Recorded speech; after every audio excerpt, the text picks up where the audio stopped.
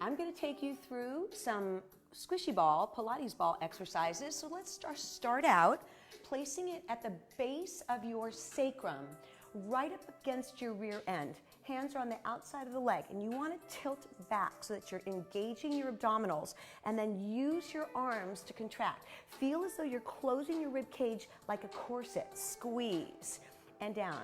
Let's pick up the pace just a little bit. Squeeze, release. The Pilates ball is a great way to position your body to do some exercises that are a little more focused with less strain on the back. I'm going to show you several different things you can do today. So hand position changes every single time, and you can make sure that every time you move your hands to a different position, you'll feel something a little different. So right here, rib cage tight, hands to the outside. Now press to the side and down on the leg. This will intensify the work on the obliques. Press, and then take the other sides. I'm not doing all the reps I would do on each one of these. I just want to show you some of the ideas and some of the things that I do with the Pilates ball. From here, center it. You can squeeze up for 4, hands together for 4. This is going to add some more chest work. Right now I'm feeling it already in the middle of my body. Reaches, extension, always watching your form, and reach. Couple more, just so that you can see the variation. Hands up, working side to side will also work the abdominals differently. So this is a lateral bend. Press, center. Then if you place your weight in your feet, I'm going to stick it on my mat, and lift your tailbone up off the ground and hold. This is an isometric abdominal exercise, super great. Then bring it to the side, place it under one rear end. So front rear end, that thigh goes flat, the other comes up. These are for obliques and for back strengthening. So all the way down to the ground and then all the way up. So a tap, you want full range of motion. Use your top arm for support. Hi guys, I can't see you, I'll comment later. Take it all the way up, all the way down. If you add this arm, it's more weight work, so you'll feel this. Let's do smaller range of motion. Squeeze, you're compressing this side of your rib cage. Then watch the arm change. If you hug yourself, that will feel different. If you bring your hands together, that will feel different. This leg is totally relaxed. This hip and this rib cage are compressing together. Then airplane arms. Oh my, when the minute you reach back, intensify the work. Squeeze, give me a couple more.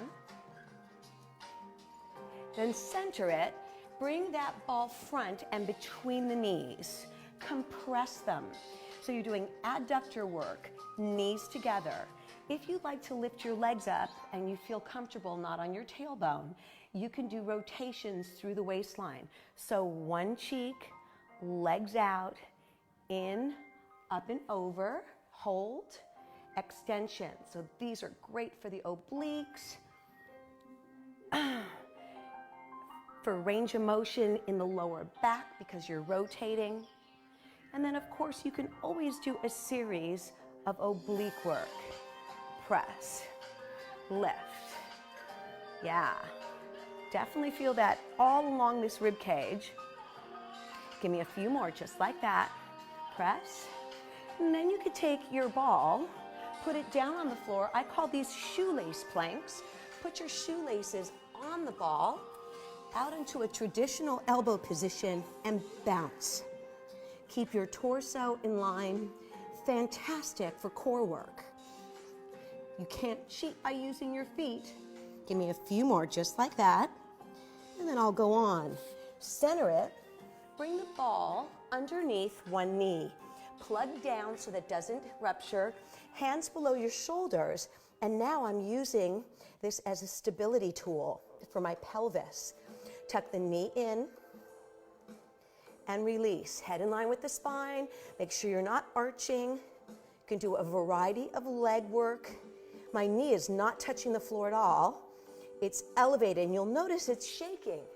That means my pelvis is working to stabilize that knee. So fantastic for pelvic stabilizers. From here, let's go ahead, place it on the shoulder blades. So again, I'm not doing both sides, I'm just giving you ideas today. Feet together, support the head, lift the hips. You can do glute raises here, but I want to do a little balance work. So extend one leg, extend one arm, and hold it. Notice I'm shaking because my body is constantly trying to figure out my balance in this position. Stay right there. Center it. Bring that ball between your feet. And we're going to finish with a little bit of traditional reverse curls. And then I'll show you one last stretch that I like to do with the Pilates ball. Notice the pop of the hips. Pop, squeeze. So I usually do these for about a minute. Head can be on the floor. And then for an amazing hip mobility stretch, place the Pilates ball underneath the hips, right at the sacrum as we started earlier. Do a split stretch. And then full range of motion for the hips. Now you've all seen me do this on the foam roller, but on the Pilates ball, it is a little bit more unstable. Pull that front leg all the way around and reach. Usually about a minute of those will help get you more mobility in those hips. It's probably my favorite exercise. I hope you enjoyed all those wonderful little things you can do with a Pilates ball. Make sure if you do them, you work both sides equally. See you next time.